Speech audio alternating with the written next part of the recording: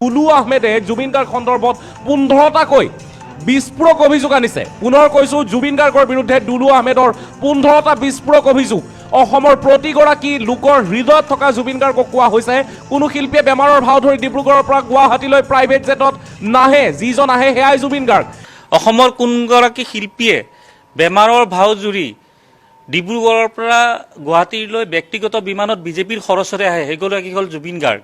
সেই বিমানৰ খৰচ বহন কৰিছে বিজেপিৰ খৰচত জুবিন গাৰ্গে মিছা বেমাৰৰ বাহানা লৈ ডিব্ৰুগড়ৰ পৰা গুৱাহাটীলৈ প্ৰাইভেট জেটত আহে। মুখ্যমন্ত্ৰীয়ে চলাই আছে জুবিন গাৰ্গক। জুবিন গাৰ্গে নিজেই সেই কথা উল্লেখ কৰা বুলি দুলু আহমেদে মন্তব্য কৰিছে। জুবিন গাৰ্গ এজন সুবিধাবাদী শিল্পী। 100% তেখেতে যেতিয়া কয় যে মই হিমন্ত দাক সুধিছোঁ কা আন্দোলন কৰিম নেকি, তেখেতক হিমন্ত বিশ্ব শৰ্মা ডাঙৰীয়াই চলাই আছে কেৱল 2টা টকাৰ বিনিময়ত। ব্যক্তিগত বিমান এখন ডিব্ৰুগড়ৰ পৰা যদি গুৱাহাটীলৈ আহে কিমান টকা খৰচ যাব? আৰু আহি কিনেতো আমি ইয়াতে গম পালে তেখেততো বেমাৰৰ এক্টিংহে কৰিছিলে, 2 দিন পিছত আকৌ ঘৰলৈ গ'ল। এই মন্তব্য দুলু আহমেদৰ।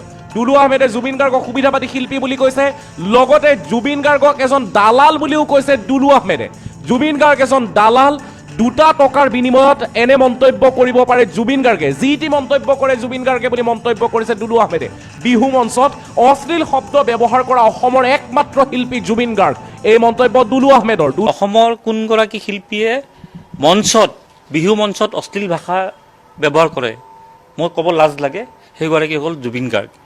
অসমৰ কোনগৰাকী শিল্পীয়ে মঞ্চত গান গাই থকা অৱস্থাত নিজৰ পেণ্ট খুলি দিয়ে, সেইগৰাকী হ'ল জুবিন গাৰ্গ। দুলু আহমেদে 15টাকৈ অভিযোগ আনিছে জুবিন গাৰ্গৰ বিৰুদ্ধে।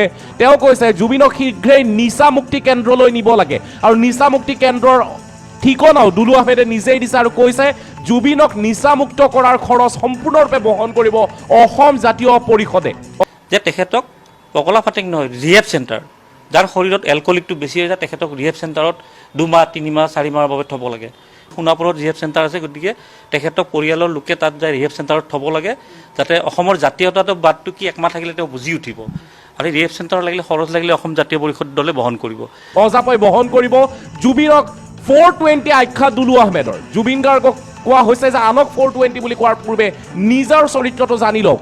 জুবিনক বৰ্তমান জনতাই জানে, কিন্তু জনতা মৌন হৈ আছে। এই মন্তব্য দুলু আহমেদৰ। জনপ্ৰিয়তাৰ নামত মাতলামি কোনেও সহ্য নকৰে, জনপ্ৰিয়তাৰ নামত মাতাল হোৱাটো বেয়া।